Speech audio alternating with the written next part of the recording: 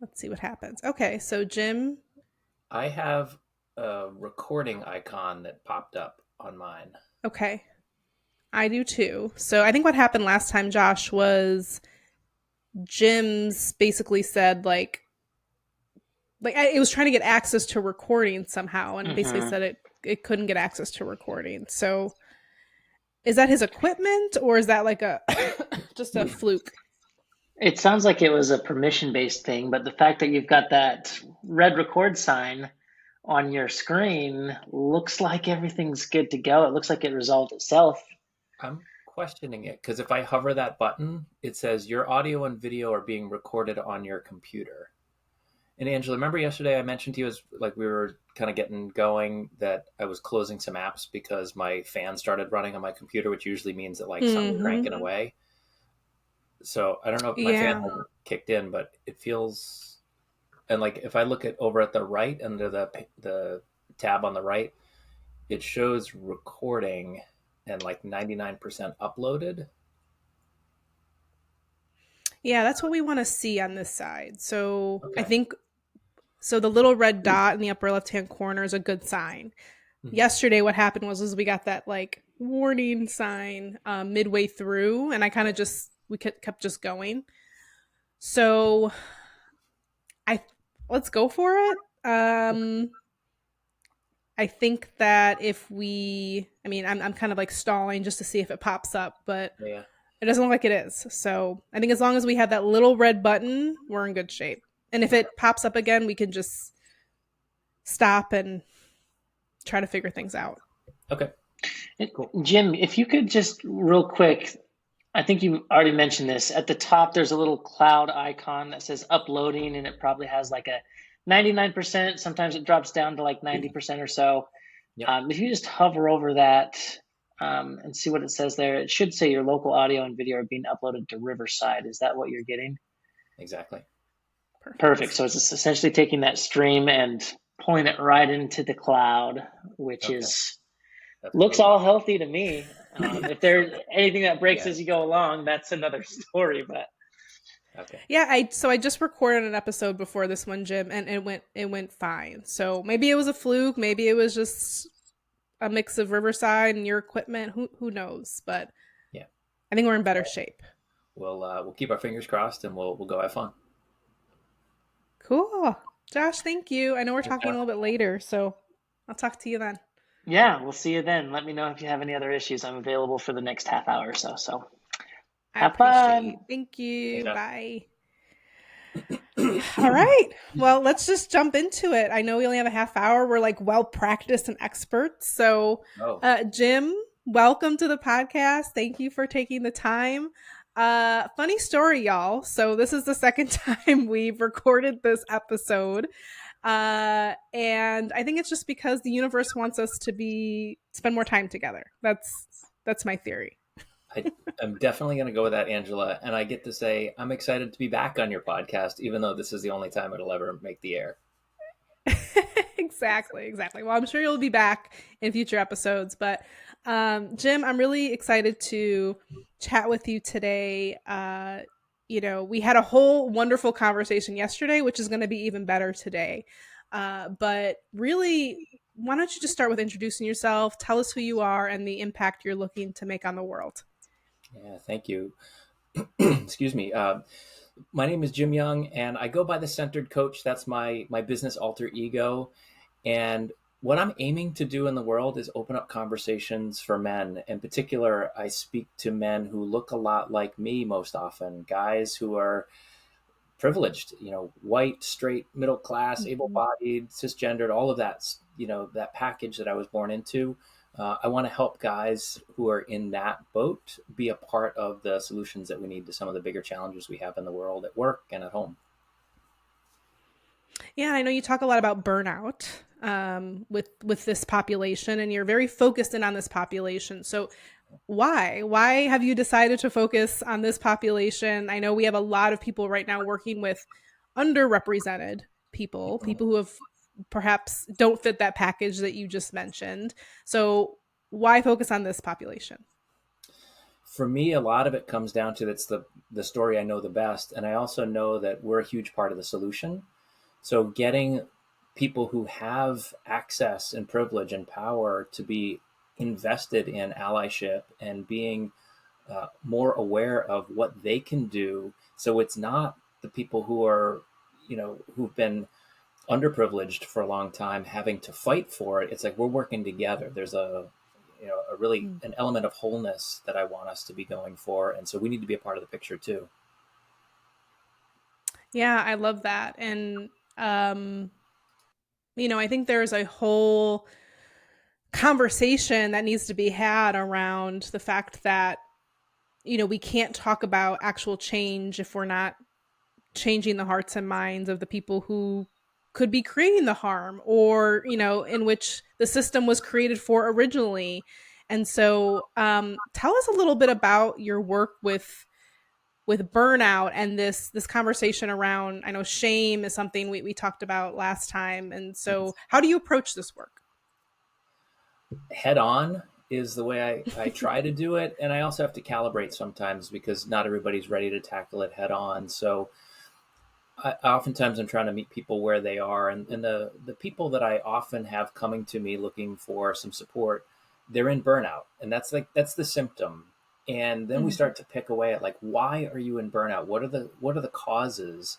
And oftentimes it's all of these challenges of stress that's coming at them, where they may not be aware why is that stress coming at them, what's their role in it, and they're just trying to fix problems instead of listening to what's actually going on for other people, and maybe allow them really to be a more active part of that conversation. And instead, and I think it comes from a lot of unconscious bias around, I've had it pretty easy, why can't you just do it this way, I need you to get the Hmm. results.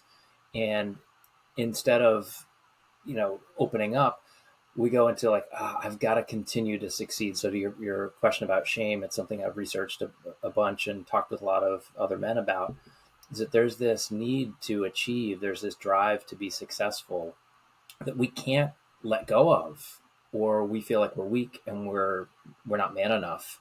And that I think is a big part of what's going on. Yeah, you call this social comparison shame in your Mm. book. And so I would love to hear a bit more about that. How this population is experiencing that, like what's caused it, and Yeah. then how addressing it head on is really important for also talking about the underserved, the people around them who are potentially being impacted by it. Yeah, it's a great deep dive. When I set out to write my book, I did not think I'd be writing about shame. It's kind of the Mm. last topic I wanted to actually have to dig into and write about. And as I realized what was going on when men were facing burnout so often, it was what I coined or termed social comparison shame. I hadn't seen a term that captured it, and had some help from some people in coming up with that. Of, we're always looking to that next most powerful person, or the next highest rung on the ladder, and until we achieve that, we feel like we haven't achieved enough. And there's this shame loop that plays. And so for me, a lot of what men don't want to talk about is this root cause dynamic of, I have to keep up appearances. I can't let my guard down. And Mm. therefore, I keep my blinders on of like charge ahead and be successful and be in control and not let my emotions spill out and suffer in silence along the way. It's a really, really challenging mix of rules men are trying to live by. Yeah, so it sounds like it takes some unlearning because it's kind of deep in there. And I think it's been perpetuated over generations. And we talked about leadership last time, which is kind of where I would love to go next, and understanding how this connects to the construct of leadership and how we've defined leadership. So what do you think the future of leadership is, and how is it different than this, I get these traditional gender norms that I think, frankly, if you look at all the books that are written about leadership, and everybody looks the same, and we're continuing to talk about leadership in these perhaps masculine terms. where I truly think, and a lot of people think, that the future of leadership is more transformational. It is perhaps we could talk about feminine characteristics, but it is empathy based. We need emotional intelligence in order to create regenerative businesses and people within them. So I know that was like a question and a statement, but maybe talk a little bit about leadership and the leadership construct and how that fits into this idea of societal expectations. And I'm right with you on that. This is why I wanted to be in this conversation with you, because I love what you're talking about, social responsibility at work. How do we Yes. come together instead of all these things that are pulling us apart? And I think there's a huge imperative on leaders to be front and center for this conversation, because we can do a ton of work grassroots level and middle management kind of center out work. And until leaders embrace that we we want to have diverse opinions and people and perspectives, and we want to create more equity in the workplace, and we want people to feel like they belong because it's an inclusive place, right? So like the DEIB letters, Mm-hmm. how do we make those come to life? And when leaders model that, when they lead the way and say, yeah, emotions are part of who we are and we need to respect that, relationships matter, everybody has something to bring to the table. And it's not just the people who've traditionally had the most success, which generationally, we just have all this momentum of what the power in this country, in our society is like. And and this is again another place where shame can come into play, is like, well, you know, I didn't do this. I didn't cause this. And so I don't want to step up and be the one who's saying like, hey, we've got an issue here. Let's just keep going and meet our revenue numbers. Uh, and people are feeling bad. Like I want us to come together and feel good. And leaders can make a huge difference in that when they embrace things like emotional intelligence and empathy and compassion and integration of masculine, feminine. How do you think the system of work has contributed to this? Because, I think a lot about the culture of work and the workplace itself was created for this population that you're working with, right? So when you talk about privilege, when you talk about, who's the system created for, the workplace is one of those systems. I have I always talk about, the story of the 5 foot door. So, I kind of created this story to talk about systems and how they're created for certain people. And I talk about the fact that, way back when, hundreds of years ago, right? Everything, there's 5 foot people and 10 foot people, and everything was created for the 5 foot person. Eventually, things like equality came into play. We invited the 10 feet people back into our workplaces, but the doors were still only 5 feet, right? Yeah. Or the furniture was still tiny, and now it's uncomfortable for people to be, if you're a 10 foot person, you're uncomfortable and you've got to hunch over to get into that 5 foot door. So I think people don't think about the system, because it is kind of this, it can be there's artifacts and symbols that tell us that a system wasn't created for us, Yeah. like health disparities, in healthcare, or the numbers of people in leadership, right? Mm-hmm. So to your point, over generations of time, and now we have individuals who are like, I didn't contribute to that. I was just born into it, and And doing I'm what doing I'm the supposed best to I do. can. Yeah. Right. So how do you convince somebody who understands, who cares about these issues? They maybe don't quite understand the systemic and systematic parts of it, Mm-hmm. to make individual changes to impact this conversation. I love that you brought in that analogy about the doors, because it's a data point. Another data point that made me think of is uh, accidents. The injuries that happen in car accidents disproportionately harm women. And why is that? Mm, If you look at crash test dummies, they're 5'9", 170-pound models. They're designed for men's bodies because that's probably who was designing the simulation, right? And it's this right. unconscious, like, well, let's do the test the way that it's supposed to. And so these, you know, the data is helpful. It puts a spotlight for us on what the inequities are. And data doesn't necessarily get us to action. That's where emotion comes into play. That's where we need story, I think, especially. Mm. We learn and are impacted so much by story. And so, as if we come back to leadership, are leaders creating the openings to hear the stories and to share the stories and to weave a fabric of stories within their organizations and also with their customers and with their partners, really all the lives that they're touching, so that we can see like, oh, this is the real impact. I see the numbers on the spreadsheet, but then I also see these other numbers and I've got to go meet my goals. When I see the human impact, then I start to say, whoa, wait a second. That could be my sister. That could be my mother. That could be my Mm. neighbor. And I think that's, changing minds through hearts to me is the best way to get to action.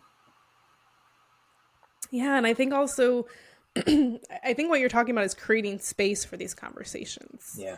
I think, as a society and how we've structured work, you've got people are burning out because of the volume of work and how fast we're moving.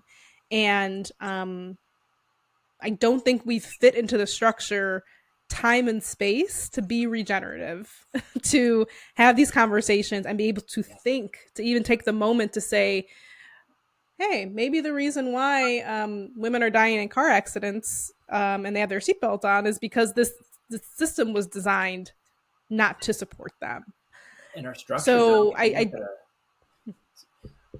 if you look at like that traditional pyramid structure of mhm. organizations, or you can make that same figure and say it's like the tip of a spear, right? And you hear that phrase used sometimes for a leader. You're at the tip of the spear. Well, first of all, that's we're using violence to describe how we're leading. So let's try and Mm. move away from that. But that pressure to be directive and to tell everybody else what they need to do to get to the goals that a few people have decided, it just causes so many problems. I'm a big proponent of teal organizational theory that talks more about how do leaders become facilitators to create the space and the conditions for the conversations that now you unlock the wisdom of the entire organization. So we are all responsible. We are Mm. socially responsible at work, to borrow your Hmm. podcast name. Like that's one of the ways that I'm most excited to see is how can we help leaders take that role as facilitator, as coach, as guide, instead of the person who gives the orders.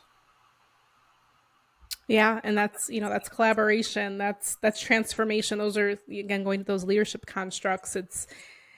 It's tough. I mean, the biggest challenge that I face when I'm trying to convince people that these types of practices are going to produce results in dividends versus like just reactive band-aid solutions is the fact that we have to look at things differently. We have to, and then there's also the layer of like, this has worked for me for 40 years. Mm-hmm. This has worked well for me. I've created wealth for myself. I've either acquired wealth or I've created wealth for myself. This system works for me. And so I think there's also a challenge around like when you present another option, another system, there's this perception that it's not going to work for me, but it's going to work for somebody else. I'm giving up something.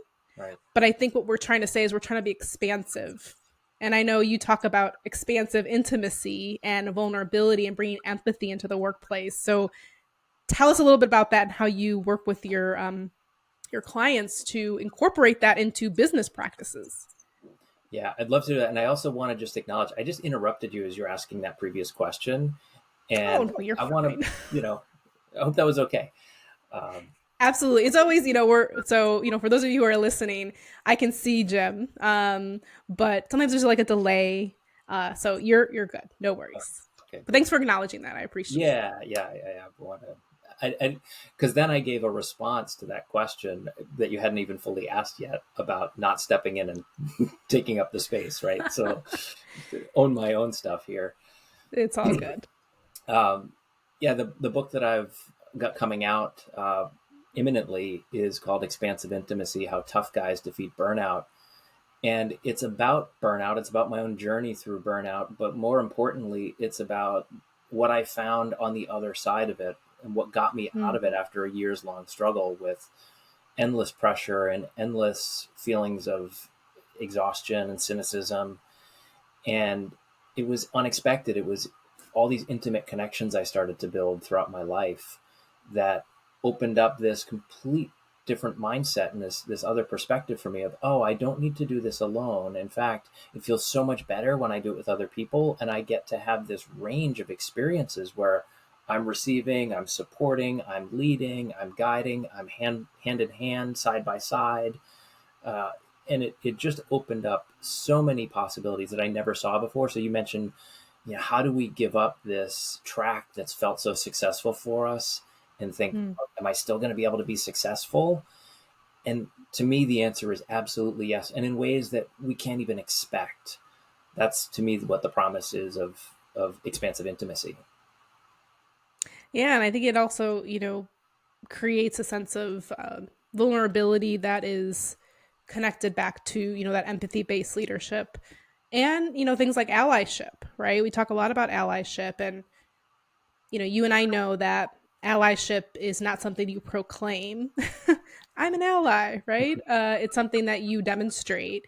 Yeah. So, has that conversation come up with, in your work and your research? And I guess maybe my last question, kind of to wrap things up, is how can someone be an ally other than just proclaiming it? What are some of the behaviors?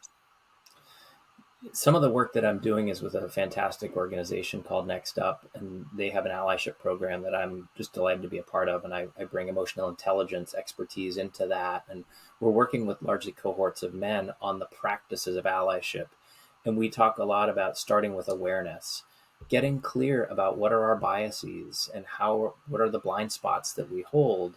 And then what are our motivations? Why do we care? Really asking people, why would allyship be important to you? And everybody has a story. Again, coming back to story, when we Mm-hmm. tap into that question in these rooms full of men, it's amazing to watch the softening, the opening up, where they realize, oh yeah, there's this thing that's really important to me and I'm not prioritizing it and I want to. And so then we work on giving tools for that. And I think, and these are typically leaders. And the reason it's so exciting to me is that when we work with leaders, when we get a chance to be like you or I or whoever working with leaders on things like allyship, they have such a ripple effect. They help so many other Yes. people when they open up those conversations and let more people in to participate and bring their gifts. And so, to your specific question about how can men practice it better or how can anyone practice it better, be curious, be humble, know that you don't have to get it right because you won't. I'm still working on my allyship.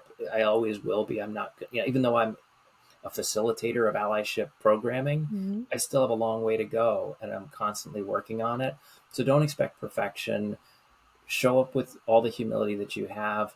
And importantly, don't make the people that you're trying to be an ally to do the work for you. Educate yourself a little bit first, then start to get into curious conversations, reverse mentorship with them, where you're learning actively from them.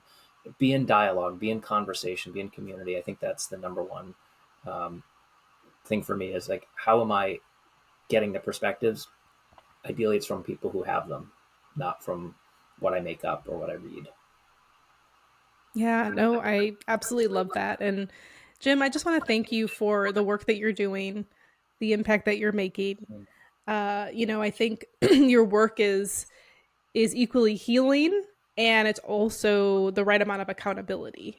Mm. And I think that's the right balance we need right now. I know we're doing a lot of talking about social responsibility, a lot of talking about DE&I, a lot of talking about these things. And, you know, uh, based on this conversation and other conversations we've had, you're doing some great work to heal, but also I think to drive some accountability with how do we actually take action around this work, and really honing in on this population, I think is a important part of the ecosystem. So Yeah. tell everybody a little bit more about the name of your book. Well, you mentioned it earlier, but maybe say it again so we can keep our eyes and ears peeled for it, and then how people can find you if they want to learn more. Thank you, Angela. And just to say right back at you in terms of the work that you're doing, you're one of the people that Thank you. inspires me with the way you come into the world and the conversations you're opening up. So I really appreciate being able to be part of one today. People can find me most easily at my business website, thecenteredcoach.com. And the book is called Expansive Intimacy: How Tough Guys Defeat Burnout.